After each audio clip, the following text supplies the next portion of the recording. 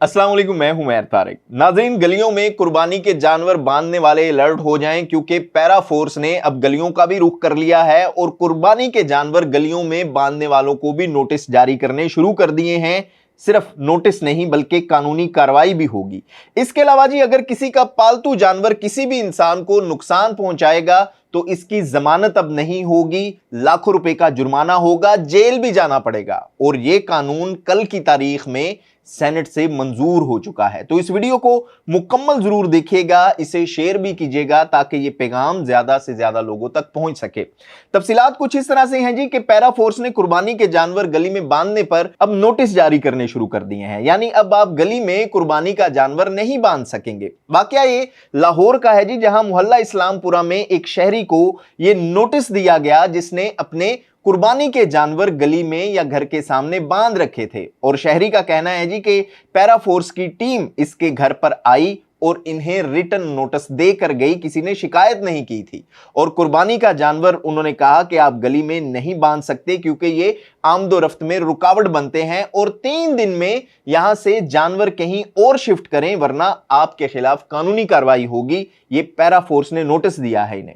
अब शहरी कहता है जी कि वो हर साल यहीं पर अपने जानवर बांधता है अपने घर के सामने क्योंकि उसके घर में जगह नहीं है। और अब हमें बताएं कि हम जानवर कहां लेकर जाएं।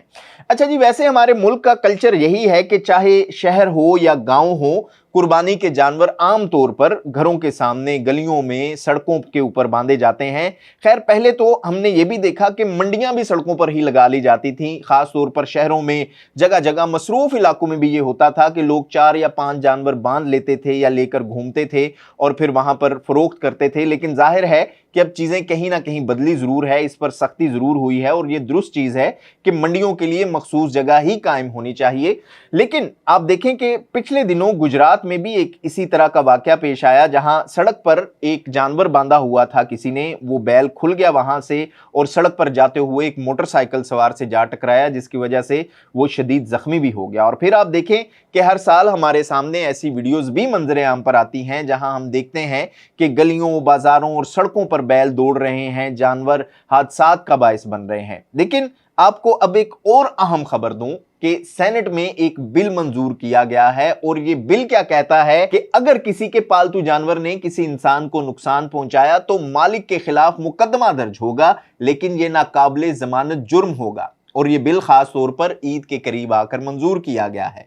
इसकी तफसीलात कुछ इस तरह से हैं जी कि पालतू जानवरों के जरिए आम शहरियों को पहुंचने वाले नुकसान के जिम्मेदार इन जानवरों के अब मालिक होंगे। और सेनेटर फौजिया अरशद ने गुज़िश्ता रोज फौजदारी कवानीन तरमीमी बिल 2023 सेनेट में पेश किया जिसे मुत्तफिका तौर पर मंजूर भी किया गया है। और इस बिल के तहत ताज़ीरात पाकिस्तान की दफा 289 में अहम तरमीम की गई है और यह तरमीम कहती है कि जानवर के जरिए इंसानी जान को खतरे में डालने पर 1 से 2 साल तक की कैद की सजा सुनाई जाएगी, जबकि गफलत बरतने पर 2 लाख रुपए और लापरवाही पर 1 लाख रुपए तक का जुर्माना भी आयद होगा। और इस बिल से जानवरों के मालिकान को अपने पालतू जानवरों की मुनासिब निगरानी और एहतियाती तदाबीरें इख्तियार करने का पाबंद बनाया गया है ताकि शहरियों की जानो माल को लाहक खतरात का सद्देबाब किया जा सके। और सेनेटर फौजिया अरशद का कहना है कि मुल्क भर में